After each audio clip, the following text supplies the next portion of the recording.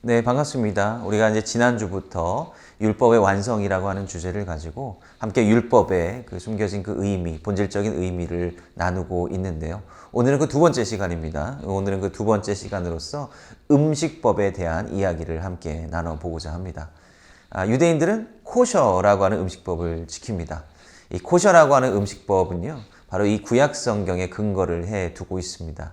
이 구약 성경을 보면 무엇이 정결한 음식이고 무엇이 부정한 음식이다라고 하는 그런 기준이 이 레위기에 특별히 정해져 있습니다. 이 유대인들은 이 법을 근거로 해서 오늘날까지 철저하게 지키려고 노력을 합니다. 이스라엘이나 유대인들이 많이 모여 사는 그곳을 방문하게 되면 거기에 이제 식당들을 특히 보게 되면요, 그 식당 입구에 코셔 인증 마크가 붙어 있는 곳들이 있습니다. 그곳은 성경의 법에, 그다음에 유대인들의 음식 전통에 아주 철저히 준수하여서 음식을 제공한다라고 하는 그런 표시라고 보시면 되겠습니다. 그래서 종교적인 유대인들은 바로 그런 코셔 마크가 붙어 있는 식당에만 이제 들어가서 이제 식사를 하게 되는 것이죠. 근데 우리 기독교인들에게는 이런 음식에 대한 규정이 상당히 낯설 수밖에 없습니다. 왜냐하면 우리 기독교인들은 이 음식법을 우리 신앙과 연관시켜서 생각하지 않기 때문에 그렇습니다. 그래서 분명히 우리가 성경을 읽다 보면 이런 음식법들을 만나게 될 때 그냥 지나쳐 버리게 되는 것이죠. 그런데 이 문자 그대로 나타나 있는 그 음식법 이면에 드러나 있는 중요한 메시지, 그것이 과연 무엇일까요? 왜 하나님께서는 무엇을 먹지 말라 그러셨고 무엇을 먹어도 된다라고 나눠 놓으신 걸까요? 우리가 바로 이제 그러한 메시지를 함께 성경을 찾아보면서 나눠 보려고 합니다. 인간에게 처음 주어진 음식이 무엇인지 아십니까? 그것은 바로 채소류와 야채류입니다. 그러니까 최초의 인간은 바로 초식 동물이었던 셈입니다. 하나님께서는 이 세상과 인간을 창조하시고 인간들에게 이 먹을 수 있는 음식을 주셨는데 그 음식법이 바로 창세기 1장 29절에 나와 있습니다. 이 음식법에 따르면 인간은 이 땅에 씨 맺는 열매를 가진 모든 나무들, 그 다음에 씨 맺는 채소들만을 먹어라 라고 하나님께서 명령하고 계신 것을 볼 수 있습니다. 그러나 이 채소류에 제한된 이 인간의 음식법이 확장되게 된 계기가 있는데 그것은 바로 노아의 홍수 사건이었습니다. 이 노아의 홍수 이후에 노아의 가족들만이 이 방주를 통해서 살아남지 않았습니까? 하나님께서는 이 노아의 방주 밖으로 나온 노아와 그 노아의 가족들을 축복하시면서 새로운 음식법을 주시는데요. 창세기 9장을 보면 이 음식법이 어떻게 확장되고 있는가를 우리가 확인할 수 있습니다. 여기에 하나님께서는 이 노아에게 모든 고기류를 먹을 수 있다라고 말씀하십니다. 그 모든 고기류를 바로 채소와 같이 다 너희에게 준다라고 하나님께서 말씀하고 계십니다. 그러니까 노아의 홍수 이후에 인간은 이제 잡식성 동물이 되었던 것입니다. 그런데 여기에는 한 가지 단서 조항이 있습니다. 어떤 단서 조항입니까?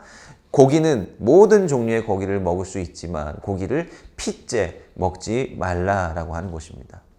왜 노아의 홍수 이후에 이 고기가 주어진 것이고 또 왜 고기를 먹으라고 허락하셨지만 그것을 핏째 먹지 말라고 말씀하셨던 것일까요? 일단 우리는 이 노아의 홍수 전후의 상황을 우리가 생각을 해봐야 될 것 같습니다. 노아의 홍수는 어떤 사건이었습니까? 하나님께서 인간 세상을 물로 다 심판하신 사건 아닙니까?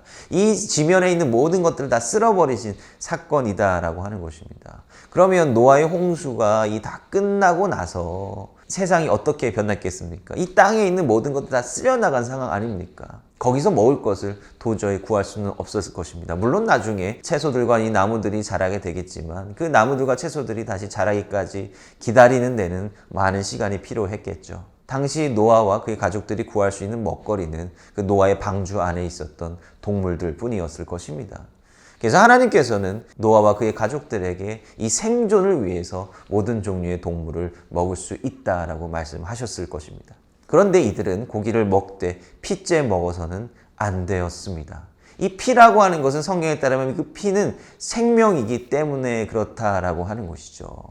그리고 그 이후에 계속해서 하나님께서 말씀하시는 것은 이 피와 관련해서 인간의 생명의 소중함을 또한 말씀하고 계십니다. 동물을 먹을 때도 핏째 먹지 말아야 되고요.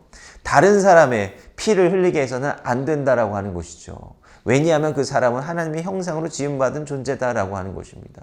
결국 여기서 피라고 하는 것은 무엇입니까? 무분별하게 동물들이나 사람들의 피를 흘리게 해서는 안 된다라고 하는 것이죠. 이 고기를 얻기 위해서는 이 생명을 해야만 하고 그 피를 흘리게 하는 그 폭력적인 과정이 수반될 수밖에 없을 것입니다. 처음에는 이 죄책감을 가지면서 이 고기를 얻었겠지만 사람들은 그 내면의 폭력성이라고 하는 게 있잖아요. 점차 이 피를 흘리는 것 자체에 희열을 느끼기 시작했을런지도 모르겠습니다. 하나님께서는 바로 이것을 경계한 것이죠. 우리의 생존, 기본적인 생존을 위해서 고기를 얻어야만 하지 그 피 자체를 흘리게 하기 위해서, 그 피를 보기 위해서 동물을 절대 해하지 말라라고 하는 것입니다. 그러니까 하나님께서 우리에게 주신 음식법이라고 하는 것이 결국은 동물을 우리에게 음식으로 허락하시면서 나타난 것인데, 그 음식법의 본질은 뭐냐면 이 고기를 얻을 때 무분별한 폭력을 자행하지 말라라고 하는 것이죠.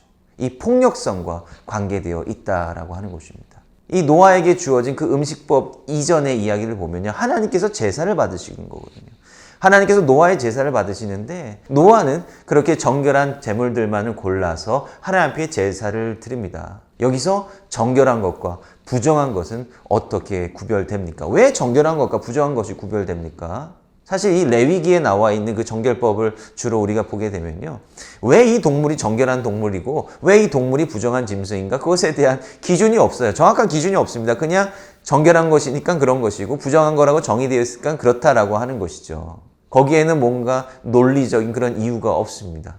그러나 바로 이 피와 이 폭력의 관점에서 이 음식법을 들여다본다면 하나님께서 정결하다고 정해놓은 음식만 하나님께서 제사로 받아들인다라고 하는 것은 최소한의 사륙만을 하라고 하는 메시지로 우리가 받아들일 수 있지 않을까요? 노아의 홍수 이후 하나님께서는 모든 동물을 인간에게 허락하셨지만, 그러나 하나님 당신께서 정결한 것만을 취하심으로 먼저 코셔법을 지키시게 되었다라고 하는 것을 우리가 볼 수 있습니다. 그리고 나서 이 이스라엘 백성들이 시내산에서 하나님 앞에 율법을 받지 않습니까?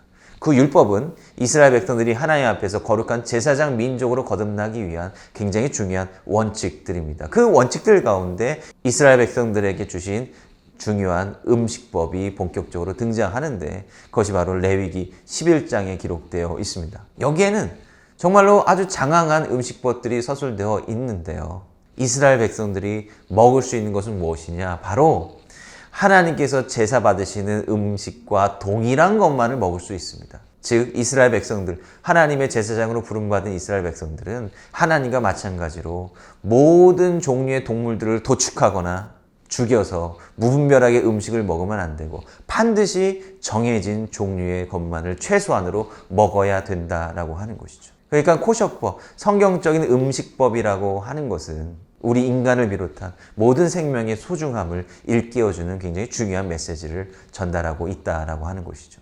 그런데 나름대로의 방식으로 이 음식법을 받아들였던 이 유대인들은 시간이 가면 갈수록 이 거룩함과 부정함을 구별하는 이 음식법을 나와 다른 이들, 유대인들과 이방인들을 구별짓는 율법주의적인 잣대로 인식하게 됩니다.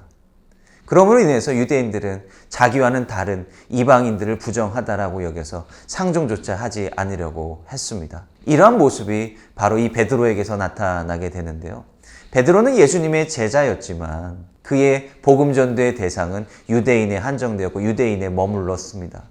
그러니 베드로에게 하나님께서는 이 환상을 보여주십니다. 그러니까 욥바에서 기도하고 있을 때 하나님께서는 어떤 환상을 보여주십니까? 부정한 짐승들이 모습을 보여주십니다. 그러니까 율법적으로 말하면 코셔가 아닌 고기로 먹을 수 있는 그런 짐승들이 아니라 부정한 짐승들이 있었다라고 하는 것이죠. 하나님께서는 베드로에게 그 동물들을 먹으라, 삼키라 라고 이야기를 하십니다. 베드로가 뭐라고 이야기를 합니까? 나는 이 부정한 것을, 더러운 것을 먹을 수가 없습니다 라고 이야기하지 않습니까? 근데 하나님께서 베드로에게 다시 뭐라고 말씀하십니까? 내가 깨끗하게 한 것을 부정하다 생각하지 말아라 라고 이야기를 하시는 거죠. 이 메시지는 무엇이었습니까? 바로 베드로가 그렇게 터부시 여겼던 이방 선교를 하라라고 하는 것이죠. 너가 부정하게 여겼던, 부정한 짐승들과 같이 여겼던 저 이방 민족에게로 나가라. 나가서 복음을 담대히 전하라고 하는 것입니다. 그래서 베드로는 그 길로 욥바에서 가이사랴로 올라가서 바로 고넬료를 만나게 되고 이 로마 백부장 고넬료에게 말씀을 전하고 세례를 베풀지 않았습니까? 성경에는 분명히 이 정결한 음식과 부정한 음식을 분명히 나눠서 이야기를 하고 있습니다. 그러나 성경은 부정한 것이 이 세상에서 영원히 없어져야 돼 버린다, 이렇게 이야기를 하고 있지 않습니다. 성경에서 말하는 정결함과 부정함의 관계는 무엇입니까? 바로 정결한 것을 통하여서 바로 부정한 것도 정결케 만드는 것이 성경에서 말하는 이 복음 전파의 원리 아닙니까? 이와 같이 하나님께서 우리에게 주신 음식법은 모든 생명을 무분별하게 해하면 안 된다라고 하는 경고를 줌과 동시에 정결한 것을 통하여서 부정한 것을 정결케 해야 된다라고 하는 제사장 민족으로서 복음 전도자로서의 역할을 우리가 감당해야 함을 나타내주고 있는 것 같습니다. 성경에 나타난 음식법의 역사를 우리가 되짚어 보면서 이 음식법의 이면에 있는 하나님께서 우리에게 주시고자 하는 그 메시지를 다시 한번 생각해 봤으면 좋겠습니다.